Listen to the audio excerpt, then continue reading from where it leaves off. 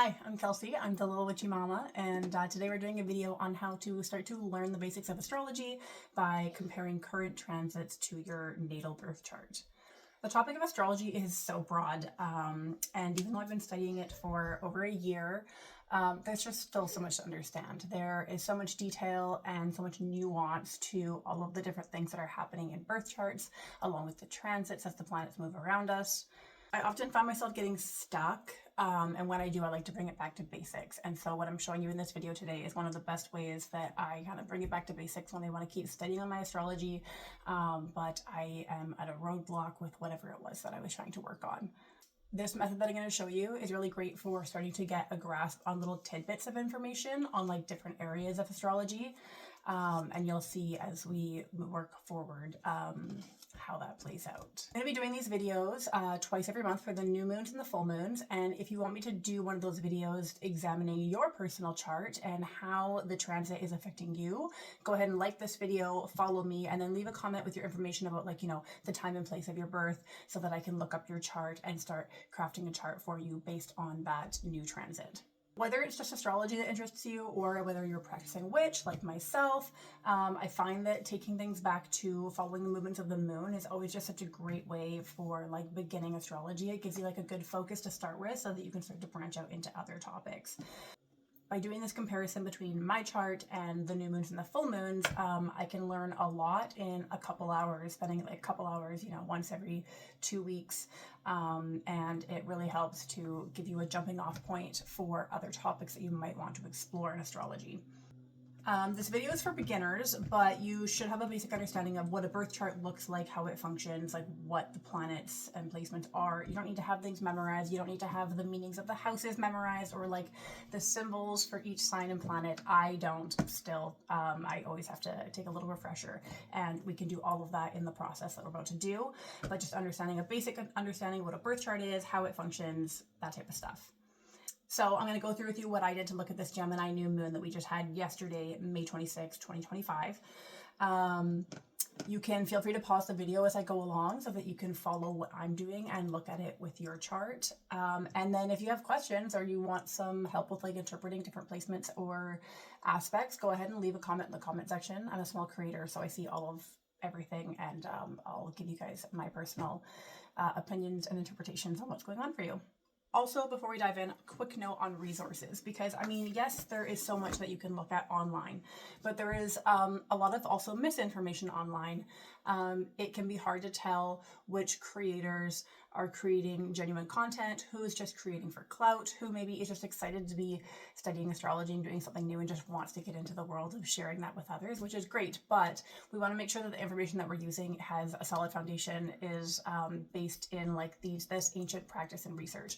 So my favorite book as a beginner for beginners all time is this one here. This is literally titled The Only Astrology Book You'll Ever Need by Joanna Martine Woolfolk.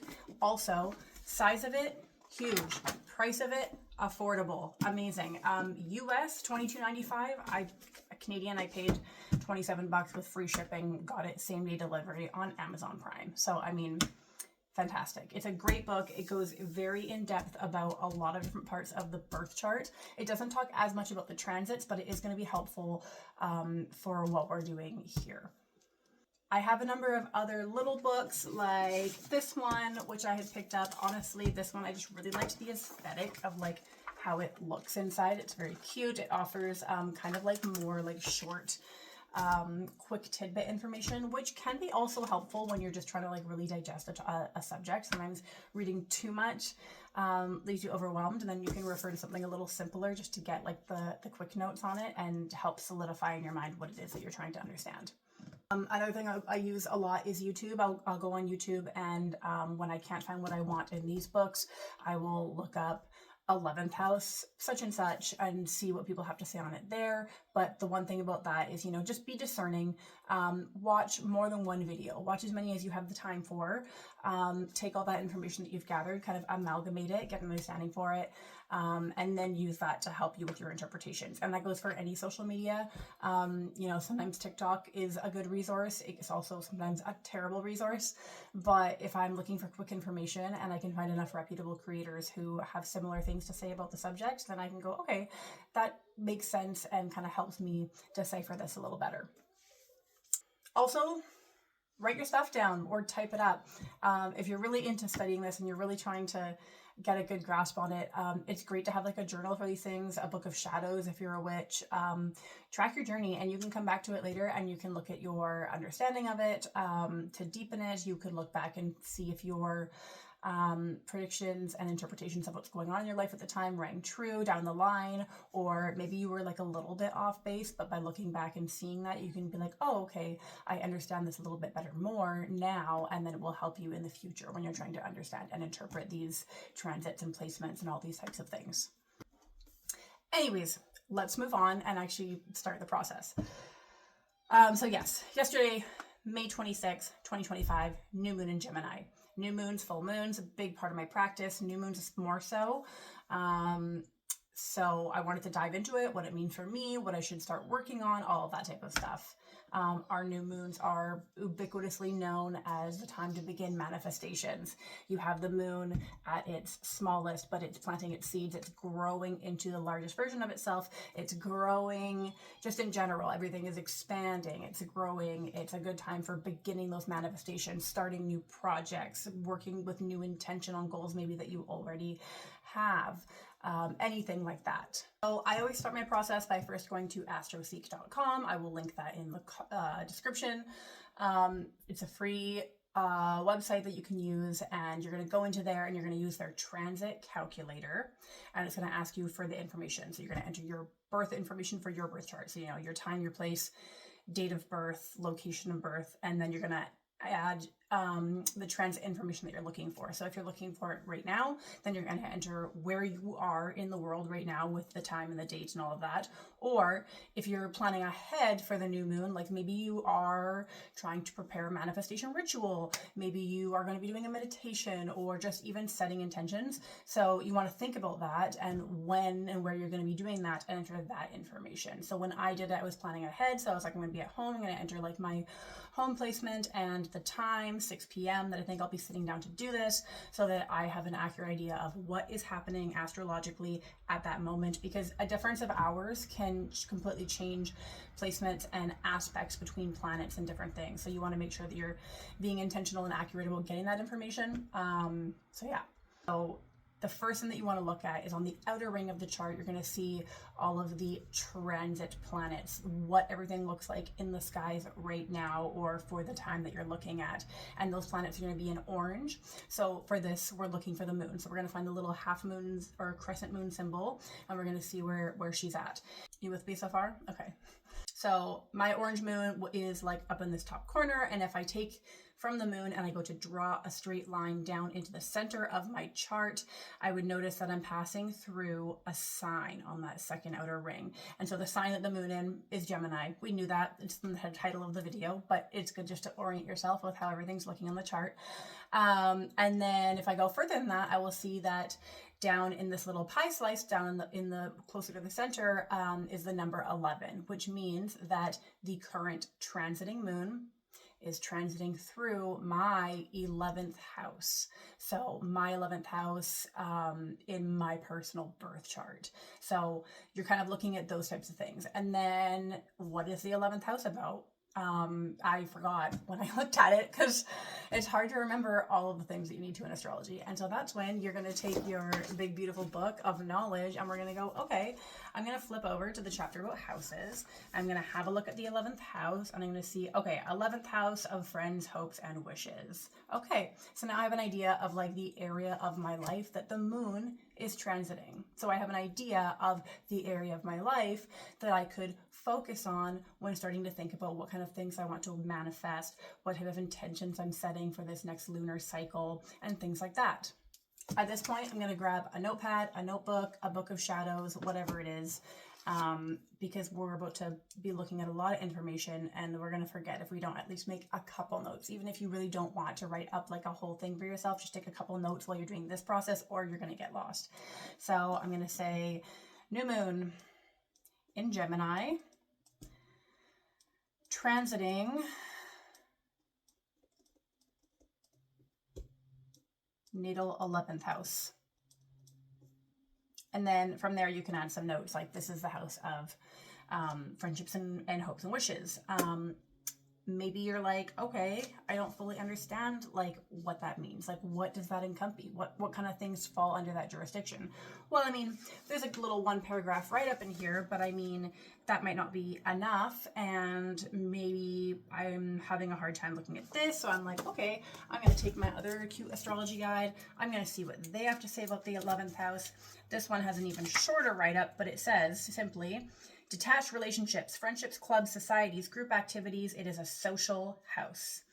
It links things that benefit people in like the area that you are. It's not like a personal friendship kind of thing. It's like a community thing. And then maybe I'm going to go on YouTube and I'm going to watch a couple of videos about meanings of the 11th house and just get like a good understanding for what we are talking about here. What is the energy of this house? What are we working with? Okay, cool. In my 11th house, if I go and look back at my chart, now I'm going to be looking at the planets that are in blue. So in my birth chart, what planets do I have in my 11th house so that I can understand what is the energy at play here for me as an individual. So looking at my 11th house, I can see that I have, it's not a celestial body, but it is the part of fortune, which is, the part of fortune is calculated mathematically based on placements to do with your sun, moon, and rising. And it is a part of your life where you could focus to find fortune, whether that means like wealth and like monetary means or just like general blessings. But it's like the good, parts of your life. So my part of fortune is in the 11th house. I can also see there on my chart that it shows me that my part of fortune is in the sign of Taurus. Okay. Cool. So I'm writing that down. And then I also see that I have my Black Moon Lilith is in the 11th house as well. So I'm going to write that down. I'm going to write Black Moon Lilith is in 11th house. And apologies. My part of fortune is in the sign of Gemini, not Taurus. I mixed that up. But yes, sorry. Continuing. Part of fortune, 11th house Gemini. Black Moon Lilith is in 11th house Taurus. Okay. Do I know what any of that means? No. But we're going to find out. So we're going to examine those placements and get an understanding of what it is. So in the books that I have, Part of Fortune and Black Moon Lilith are newer astrology in regards to, ancient astrology. So they're not covered in my books. So now I do have to take to the internet and find my resources. So that's where I'm going to go to YouTube. I'm going to find either, maybe some astrologers that I already know that I like watching on there, or I'm just going to type in Part of Fortune 11th house and then watch a couple videos. And then I'm going to type in Part of Fortune in Gemini and watch a couple videos.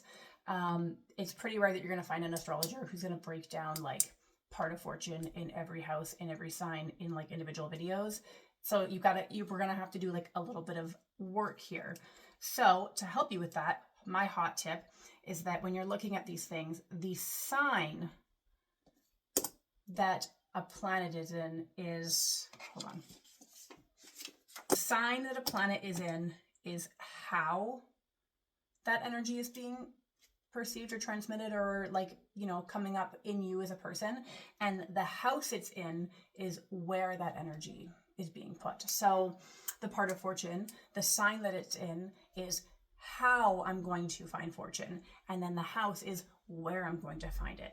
Black Moon Lilith is about shame and guilt and things that we need to overcome so that we can like live in our best self and be powerful. And so the sign that it's in is how it's the things that I feel shameful or guilt over, or the things that I keep repressed. And then the house is what part of my life that's affecting. So that's how we're going to kind of like pull that information together. And so we're going to watch our YouTube videos. We're going to make some notes when we hear something that resonates. We're like, okay, that makes sense. Going to write that down, going to jot this down, and then kind of pull that information together. Okay. Still with me? Okay.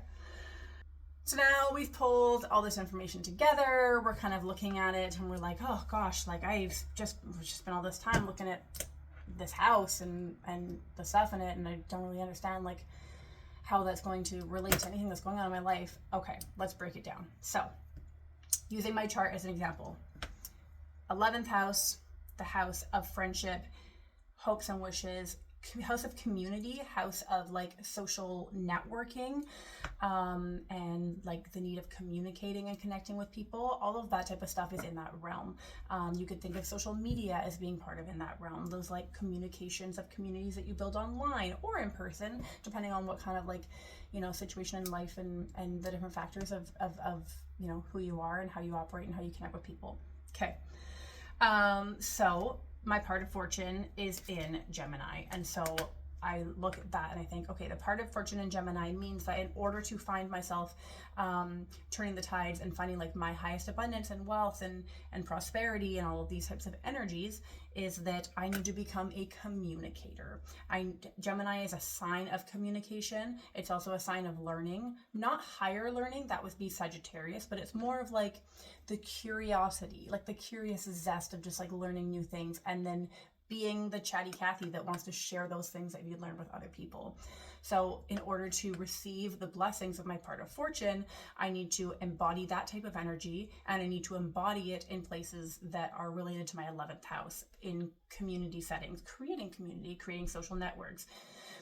So, I mean, I'm sitting here making a video to teach an online community about something that I am learning that I find interesting. And that in itself is kind of like embodying that part of fortune, like the learning and transmitting information and like sharing knowledge and doing so in building a community. Cool. All right. Black Moon Lilith. Black Moon Lilith is all about like our shame and the things that we hide. And she's sitting in the sign of Taurus. And this says that, you know, I have a bit of like a guilt and a shame about indulgence and like self-care. Like I maybe feel guilty when I overindulge. Maybe I go out to eat with friends and then later I think, oh, I really shouldn't have had that for dinner. I've been trying to eat healthier. I should have not been spending the money. Like now I feel guilty about it, or things along that line of like rhetoric. And it's even can play into things like, you know, like self-care, like what, I'm gonna like take a hot bath and that's just gonna like fix all my problems. Like I don't think so. And so you don't do those things because you have kind of like self-shamed yourself out of doing those things. And the Black Moon Lilith being in the sign of Taurus is asking me to focus on those things, to find balance, to find stability, to allow myself to indulge. So Taurus is very much about like the five senses, like the good things in life, not the finer things in life, not the expensive luxuries, that's Libra, but it's about, you know, like I just want to be cozy, warm in a blanket, watching a show with like my favorite snacks. I just want to take like a hot bath with like bubble bath that smells nice and makes me feel warm and cozy and get out of it and just like cozy up in like my best PJs. Or I just want to go sit out in the sun with like some close friends and maybe have like a cute outfit and just like feel the sun rays. Like it's very simple pleasures. Taurus is like simple pleasures, and allowing yourself to indulge in that is what you need to do. Where in my life is this manifesting? It's manifesting in my 11th house of friends and community. So if I'm looking at it from that lens, I can think, I have shame around stability with regards to community and friend groups. I, as a person, have always had trouble finding solid community and friend groups, and I hold myself back from doing so by not fostering true connection, because something about it, I feel like I don't belong, I feel like I don't fit in, I gaslight myself into thinking that I don't really belong here, or I put myself into the wrong groups because I don't feel comfortable enough finding stability in what's actually meant for me. So these are all the dynamics that I now know are at play in my 11th house. So, and it's funny because if you look at that, you can see that there's kind of like an opposing force there between the Lilith and the part of fortune, where it's like I am having a struggle to embrace and find community, but if I can overcome that, which is what Black Moon Lilith asks you to do. It's not a death sentence. Nothing in astrology is ever like, oh, this is how you are. Like that sucks. No, it is showing you at parts of your life that you can challenge and overcome to be a better person, to find better harmony, to be happier and like live your best life. And so in this case, it's really clearly laid out that, you know, there's this issue, but your part of fortune is here. And so the lesson is that you have to learn to overcome these feelings. You have to embody that like Taurus energy of just like, oh, just like, everything feels so nice and lovely, and self-care, and take a hot bath and do all my little things, buy myself a nice outfit just because it feels comfortable and I want to feel comfortable in the things that I'm wearing, little things like that. And building that community where I'm comfortable and I'm sharing ideas, and all of that plays into how I'm going to find success and happiness in my life. Okay, we've now laid out this 11th house situation. Fantastic. So we've got the new moon transiting the 11th house, the new moon in Gemini. So the new moon itself, just on its own, if we're not looking at any personal affiliations for anyone, new moon in Gemini is saying we want to manifest communication. We want to manifest a share of ideas. We want to speak our intentions out loud, use our voice to communicate to the universe what it is we seek so that we can manifest it into reality. And sometimes you have this happen where, the transiting planet just comes in to an area of your life and lights up a part of your chart where it is extra, extra important for you. And so this is a great example of this, where it's like, oh yeah, she doubled down. The universe is like, hey, get on it, get on the game, lock in, like it's go time. So the universe and, or the astrological timing of all of this essentially says the new moon is coming through this 11th house. All of these issues, like this is where you're going to want to focus your manifestation. So if you have a situation like this, you can sit down and start thinking about, okay, what are my goals? What are my intentions? What is something that I've been needing to work through that I can put direct positive energy into starting now until the full moon, so that I can get the most out of this transit. And so it could be self-confidence work. It could be recognizing self-worth. It could self-love spells, or just self-love rituals, taking a hot bath, getting all your little things in there, which of course I already have everything for that because I'm a witch. Duh. It could be focusing also on, your work. How is the work that I'm doing connecting with these themes and helping to push me into my greater fortune? Or how can I embody more of these themes and do more work in this way where I'm connecting greater with my communities, so that I can highlight more of that need from the part of fortune to push me into my highest alignment? How can I find security and stability and feel put myself in the position and the power and the alignment with this idea of abundance and energy that is Taurus? This whole Taurus is a sign of wealth and abundance and security as well. It loves stability. So how do I align myself with that energy so that I can then attract more of it to me? And then building, my intentions, my manifestations, my meditations, my spell work, my rituals, for all of this based on the knowledge that I then have, which I could talk about that for hours, but different ways we could, but that's not what the video's about, so I'm gonna cut it there. So that's a basic rundown on how you're gonna, look at your birth chart, look at the transit that's happening with the new moon and the full moon. So every 2 weeks, basically.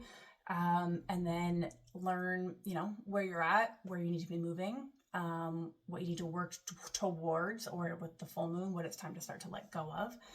And in doing so, you are also learning so much about your own personal astrology and the astrology of everything around you.